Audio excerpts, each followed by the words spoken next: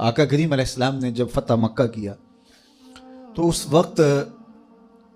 قریش تھر تھر کانپ رہے تھے، کیونکہ انہوں نے جو آقا کریم علیہ السلام کو اذیتیں دی تھیں، تکلیفیں پہنچائی تھیں، کوڑے پھینکے حضور علیہ السلام کے دروازے پر، کانٹے پھینکے حضور کی راہوں میں،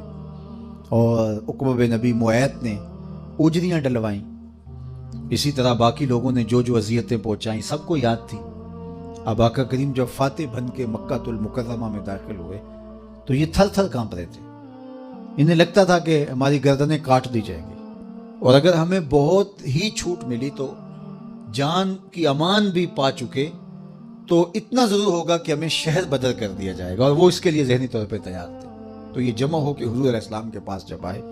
جب حضور مکے میں داخل ہو رہے تھے، حضور کے سر پہ یمنی چادر کا امامہ تھا، کسوہ نامی اونٹنی پہ بیٹھے تھے، آقا کریم علیہ السلام کو دیکھنے کے لیے چھتیں بھری ہوئی تھی، لیکن حضور کا سر عجز سے جھکا ہوا تھا، حتیٰ کہ اونٹنی کے کجاوے کی جو لکڑی ہے حضور کے امامے کا کور اس کو چھو رہا تھا۔ 360 بت تھے جو اطراف کعبہ میں نصب کیے گئے تھے، حضور چھڑی سے اشارہ کرتے اور جاء الحق و زہق الباطل پڑھتے، اور وہ بت اوندا ہو کے گر پڑتا۔